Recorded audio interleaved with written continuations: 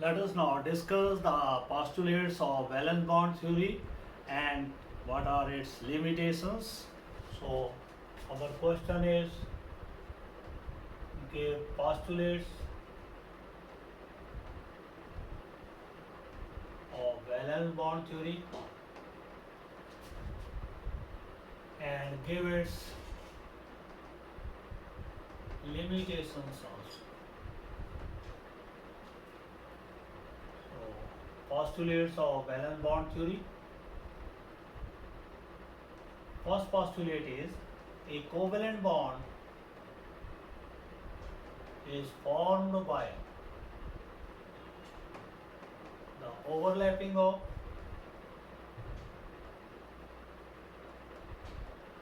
half-filled valence atomic orbitals of combining atoms, as we see in case of the formation of hydrogen molecule. Hydrogen is having 1s configuration, another hydrogen when comes nearer to it also having 1s configuration, they overlap and form this sigma bond. This is the molecular orbital of hydrogen. This is hydrogen molecule, this is overlapping. The combining atomic orbitals, they do not lose their identity during the valence bond theory. Second is the strength of the bond.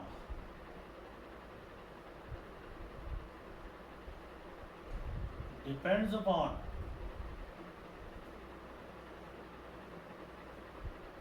extent of overlapping. जितना ज़्यादा overlapping होगी उतना ही strong covalent bond बनेगा. Third factor is the number of covalent bonds formed by an atom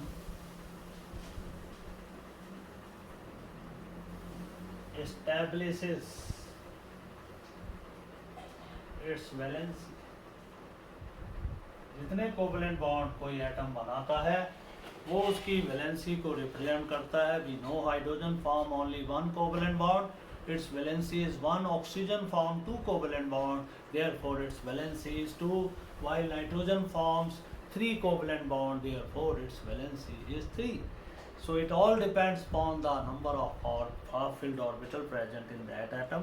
Then we have some drawbacks or limitations of this theory. Number one is magnetic properties of the molecule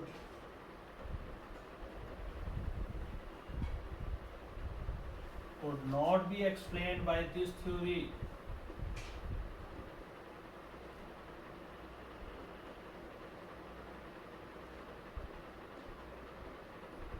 Second, shapes of few molecules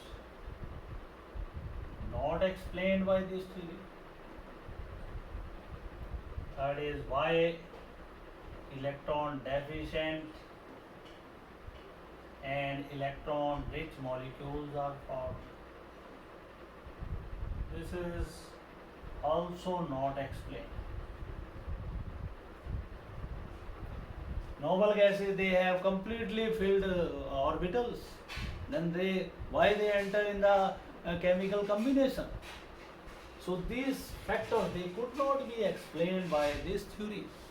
Therefore, this theory was discarded. It was partially implemented and then it was discarded, and then came into another theory in the existence, that was molecular orbital theory.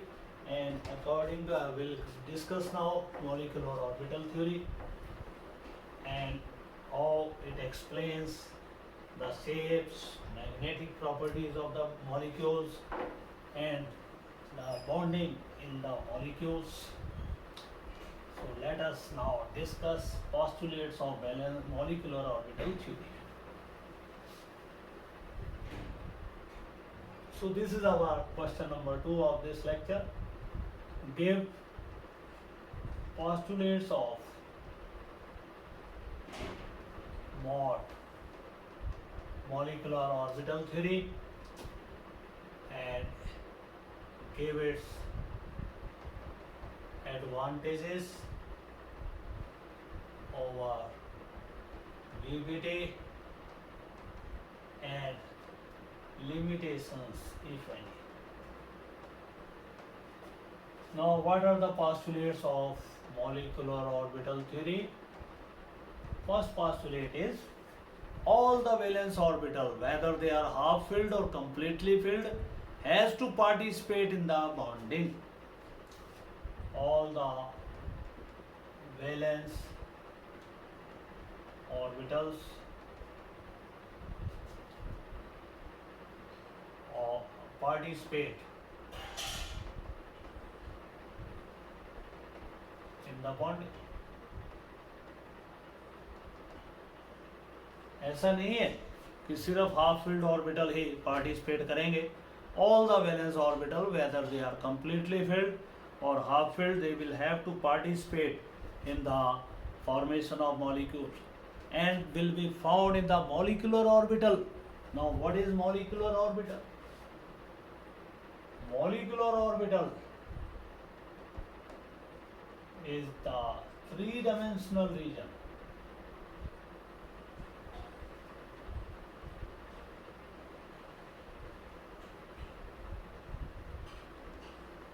including nuclei of all combining atoms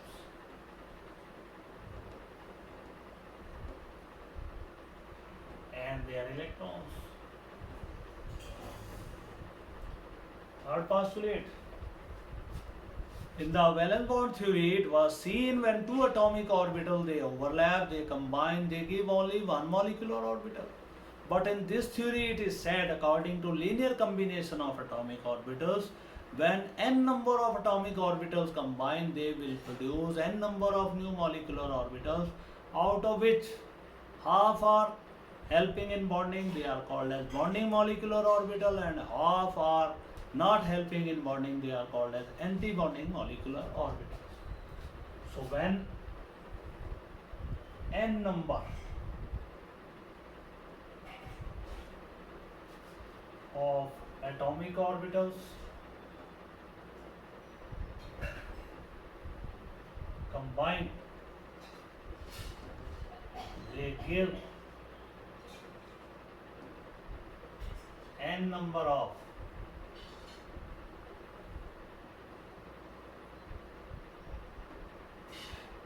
molecular orbitals. They are n by 2 are bonding molecular orbital, another n by 2 they are anti-bonding molecular. So this is our third rule. According to linear combination of atomic orbitals, we know if two orbital are combining, we are getting two molecular orbital. Four combining, we are getting four molecular orbital. Fourth point is a molecular orbital is always formed from atomic orbitals of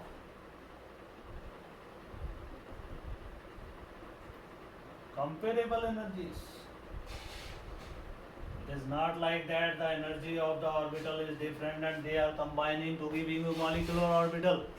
You cannot run a vehicle by keeping a tire of truck and tire of car in that vehicle. They should be of comparable sizes. Similar is the case here. Molecular orbital would be formed only from the atomic orbitals of comparable energies. Then order of molecular orbitals, they are filled in order of increasing their energies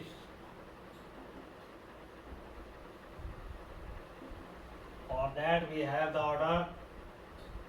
First of all, sigma 1s orbital GMO, they are filled. Then we have sigma star 1s. When I am using star, it is for anti-bonding molecular orbital of the same. Then we have sigma 2s, this is DMO, sigma star 2s, this is AMO. So whenever s orbitals are combining, they are producing two s orbitals. One is low energy, that is bonding, another is of high energy, that is anti-bonding. Then we have sigma 2p x, then we have pi 2px, this is equal to pi 2py in energy. Then we have pi star 2px, 2py y, and this is z. Pi star 2py, that is equal in energy to pi star 2pz. The energy is equal. Then we have sigma 2pz. S, you know, can keep 2 electrons. Every orbital here will able to keep 2 electrons. So this is the order of filling molecular orbital, and all the rules of filling electrons, they are to be governed. Above rule, Pauli's rule, and Hund's rule, Bohr-Bury rule,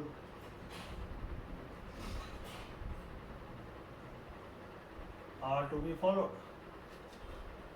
They cannot be ignored, they have to be followed for distribution of the electrons in the molecular orbitals of the combining atomic orbitals.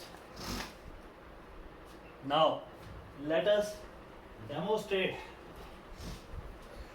how the linear combination of atomic orbitals takes place to give you the two types of orbitals. We'll be considering the linear combination of the function that is given here as a seventh postulate.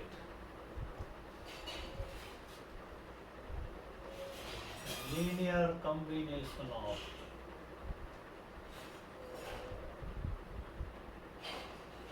wave functions of electrons of combining atoms.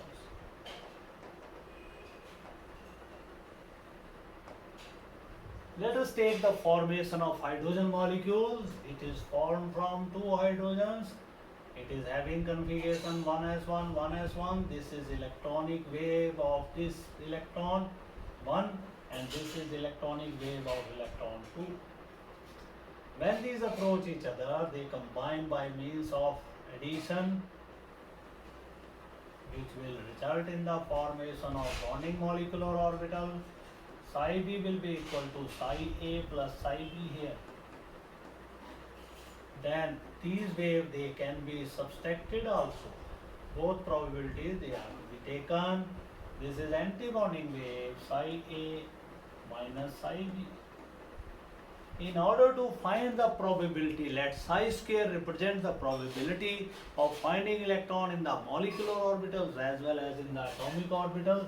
Then squaring equation 1 and 2, what we get? Psi square b, it is equal to psi square a plus psi square b plus 2 psi a psi b. Similarly, psi square a, it is equal to psi square a plus psi square b minus 2 psi a psi b. This is equation number 4. Now, if we analyze these equations, we will find that psi square b probability is greater than the sum of the probability of a and b by factor 2 psi a psi b. Similarly, psi square a, it is smaller than the probabilities psi square a and psi square b by same factor. So electrons are more probable in the first case, which is formed by addition of the electronic wave. Electrons less probable in the second case, which are formed by subtraction of the electronic wave. So this is called as bonding molecular orbital wave. This is called as anti-bonding molecular orbital wave. So this is by linear combination we have demonstrated the formation of bonding and your anti-bonding molecular orbitals. It has been shown mathematically, and now we consider the combination of the electronic wave, how this bonding electronic wave and anti-bonding electronic wave they are produced. That will be our second point. That was a mathematical treatment. Now we come to the second part in this case, combination of electron wave. So these are the electron wave. This is psi A and this is psi B. When they are added together, they are added like this. This is psi B wave. If they are subtracted, they will be subtracted like this. This is psi A wave. Then we say energetically, what are the energy changes done during the combination of these two atomic orbitals? These are the orbitals of two hydrogen which are lying away from each other. The energy of this system is zero because there is no attraction, no repulsion here. When they start approaching each other, then two things will happen. They will combine here. If we take their electronic wave plus sign representing crest falling over crest, we get bonding molecular orbital. And if they come more closer, the repulsive force will dominate and it will go like this. These are the anti-bonding molecular orbitals. Why I have shown here negative sign, here positive? I want to show that when these two orbitals come in close to each other, their electronic wave, they were not in phase. Crest of one wave falls over the trough of another, so they will be repelling each other. This is the anti-bonding molecular orbital. If we are saying this is 1s, this is 1s, then this will be sigma 1s bonding molecular orbital and this will be sigma star 1s orbital. So in this manner, bonding and anti-bonding molecular orbitals, they are formed. It has been shown through internuclear distance. This is your internuclear distance. Now we come to the D part of this. We draw the molecular orbital energy level diagram of hydrogen molecule. Here two hydrogen, they are given the same energy, having one electron in their s orbital with opposite spin. When they approach each other, two types of molecular orbitals likely to be formed. This is your sigma 1s, two electrons lying here. This is sigma star 1s, no electron is left here. So these are the atomic orbitals of hydrogen and this is called as the molecular orbital of hydrogen. Its configuration will be sigma 1s square having two electrons. If we want to find out the bond order of this molecule, configuration, molecular orbital configuration पहले देखते हैं. It is for hydrogen, it is sigma 1s2. If we want to find out bond order, that is half of the electron in BMO minus half of the electron in AMO. So half BMO has two electrons here, AMO has nothing, so it is having one bond. Then we have how magnetic properties behave. If any of the molecular orbital has unpaired electron, then this molecule would have been a paramagnetic molecule. Since it has paired electrons, so it is a diamagnetic.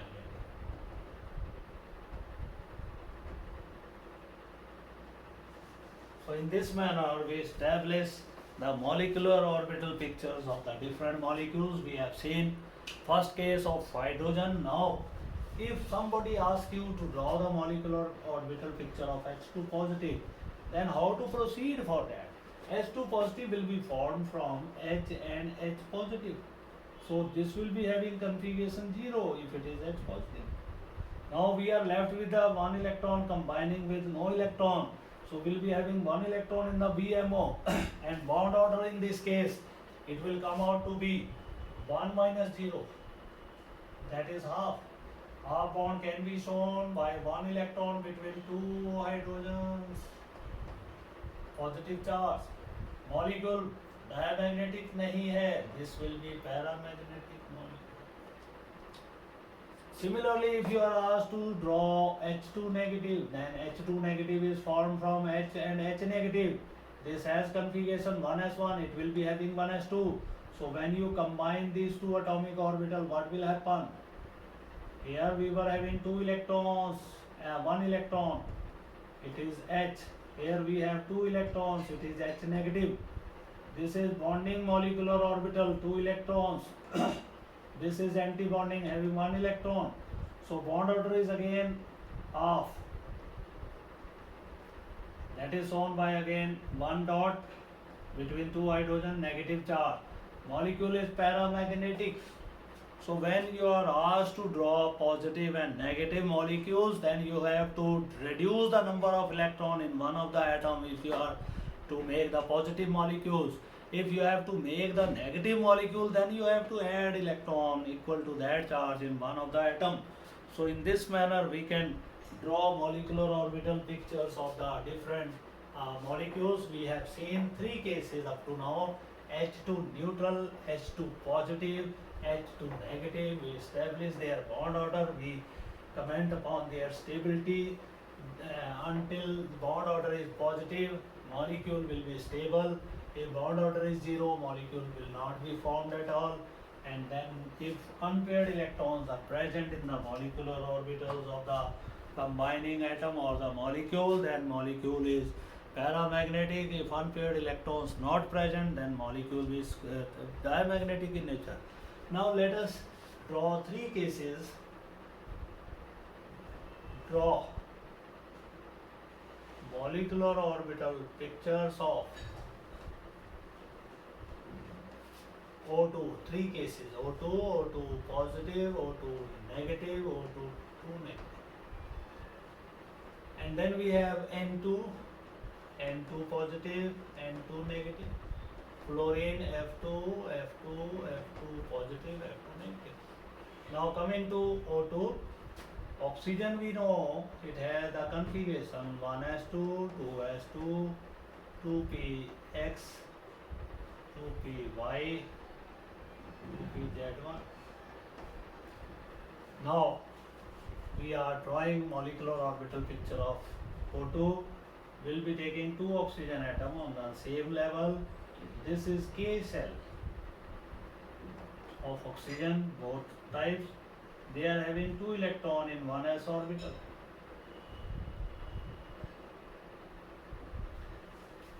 We don't produce bonding and anti-bonding molecular orbital for these orbital which are present in the internal cell, because their net effect will be 0.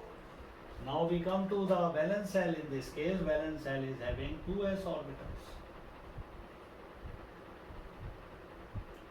They are having two electron. When they combine, they produce two molecular orbital. One is bonding molecular orbital, that is sigma 2s. Another is sigma star 2s. Energy is increasing on this side. Now two electrons, they are filled in the bonding and anti-bonding orbital. After this we come to the three orbital: 2px, 2py, 2pz. Again here 2px, 2py, 2pz. 2px is having two electron here. 2py is having one. 2pz is having one. Now they are combining. So first of all we get sigma 2pz. Then we have pi 2px and pi 2py. They are of same energy. Then we have their anti-bonding, pi star 2px and pi star 2py. In the last we will be having sigma star 2pz. Now filling of the electron has to be done. Here we are having 4 electrons, 4 here, 8 electrons are made, 2 electron filled here, 2 here. Up to now we have filled 6 electron and we are left with only 2 electrons. They are to be filled according to Hund's rule. No pairing of electrons should take place in the orbitals of similar energy until each gets singly filled. So we have filled here the 2 electrons in these orbitals. Now this is the molecular orbital picture of O. This is O. This was O, this was O. Now we want to write the configuration of O2. What will be its configuration? If we want to write the configuration, that will be O2 KK.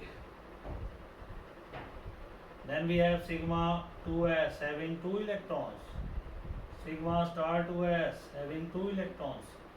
Then we have sigma 2pz having 2 electrons. Then we have orbitals of equal energy pi 2px, 2 electron, pi 2py.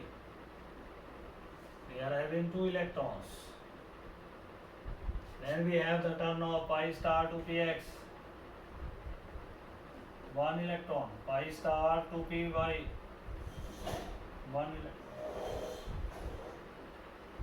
Sigma 2pz has no electron, it is not to be shown here. Then we calculate bond order of this molecule. That is half of the difference between number of bonding and anti-bonding electrons. Bonding electrons are lower lying orbital 2 and 6, 8. Above orbital they contain 4 electrons, so we have 2 bonds. Then we come to magnetic properties. This was first configuration, second bond order, third is magnetic property. See the number of electrons, they are paired. These are unpaired, so it is paramagnetic. The stage, at any stage, if you find unpaired electron, molecule is paramagnetic. Since bond order is positive, molecule is stable. So this is first case of O2 molecule. Then we come to O2 positive. It can be found by subtracting 1 electron from this side. It is made unpaired. Now we have 7 electrons, 6 here, 1 electron is lost from here. So now bond order will be upper side, 1 electron will be reduced. So bond order will be 2.5. Again it is paramagnetic in nature. Bond order is 2.5 and it has 2.5 bond, 2 lines and 1 dot, and then it is stable since bond order is positive. Then we come to O2 negative. In O2 negative, 1 electron has to be increased. So first of all we fill that electron and add 1 more. Now we are having 5 plus 4, 9 electrons. We have distributed 8. So 1 electron more is added here. Now we have 9 electrons here. So bond order can be calculated again. Here we will be dominating 1 electron and bond order will be 1.5. It is demonstrated like this. If you have O2 2 negative, it is just similar to fluorine. On each side will be increasing 1 electron. You will be having 10 electrons on both. So will be paired electron. Now bond order will be 8 minus. This is 8 minus 6. That will be 1 bond. Just like your F2 molecule. तो F2 का picture बनाना होगा. That is equivalent to O2 2 negative हो या F2 हो, क्योंकि यहाँ पे आपके 8 8 और 2 16 18 इलेक्ट्रॉन बन जाते हैं. यहाँ फ्लोरीन का नंबर 9 ही है तो 18 यहाँ भी बनेंगे. तो इन दोनों की पिक्चर O2 नेगेटिव और F2 दे यहाँ से. If you have understood F2, then F2 positive will be having 17 electrons and F2 negative will be having 19 electrons. So in this manner you have to draw. In 17 case you will be reducing 1 electron from here. You will be having 9 electrons, 6 and 3 here. Then you have F2 negative, you will be having 6 electron on this side, 5 on that side. You will be having 11 electrons, 6 plus 5 electron, 1 will go up. Again bond order is calculated. Similarly we will go for nitrogen. So nitrogen, you know, it has the configuration 7 plus 7, N2 positive 7 plus 6, N2 negative will be 7 plus 8. So here will be distributing 14 electron, 13 electron and 15 electron in this case. And there is one point which is to be kept in mind. In case of the nitrogen, it is a small sized atom. It is seen that sigma 2pz, it will be coming up to pi 2px and pi 2py, because the orbital they approach on the z axis in case of small type or small sized atoms, and z axis experiences more repulsive force. That's why its energy will increase. So when you draw the molecular orbital picture of nitrogen, you will be drawing like this. These are px, p by pz, px, p by pz. In that case, pi 2px, pi 2py will come lower, and sigma 2pz it will be going on the upper side. Similarly here you will be having these two orbitals and sigma 2pz that will go down. So in this manner N2 picture, then N2 positive 1 electron is to be removed. अगर हमने यहाँ देखना है, यहाँ तक picture same है N2 में भी. Now here we have to say we are having 6 electrons. So they are distributed. Bond order of this molecule will be 6 here to 8 minus 2 half. You will be having 3 bonds. Then we have N2 positive, reduce 1 electron here, you will be having 5 electrons. So now 8, 7 minus 2, you will be having 2.5 bond. If you have N negative, introduce 1 more electron, you will be having 4 plus 3, 7 electron here. So in this case also we will be having 4 and 7 electrons, so these are 6 and 1 electron goes here. So in this manner we have to calculate the bond order, magnetic properties, stability of all the molecule on the basis of your bonding molecular orbital theory. So molecular orbital theory explains the stability of the molecule, it explains the magnetic properties of the molecules, it well explains the shapes of the molecules, and it also explains the combination of the different atoms as well as those of ions. So this theory is having advantage over the valence bond theory. So this is very important theory. Limitations wise, it is not having much limitations, except the shapes of the molecules, they could be predicted only with the help of hybridization. This theory again does not help to predict the shapes of the molecules. So this is the major drawback for this theory. Now we come to the difference between atomic orbital and molecular orbital, and the molecular bonding molecular orbital, difference of BMO and AMO. Bonding orbital, molecular orbital, as we know, they are formed by addition overlap of the combining atomic orbitals. They are formed by subtraction overlap. Combining orbital, they bear similar signs, they bear opposite sign. Plus will be overlapping with the negative. They are of low energy, they are of less energy, they provide stability to the molecule, they do not provide stability to the molecule.